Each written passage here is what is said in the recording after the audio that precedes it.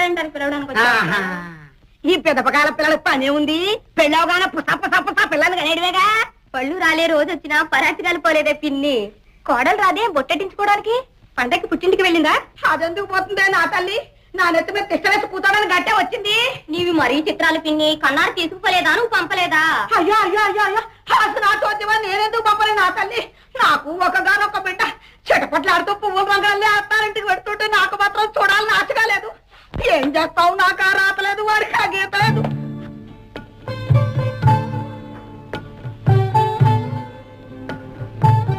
అయ్యయ్యో, అదేమిటత్తా ముసల్దానా నీకింత ముస్తాబును?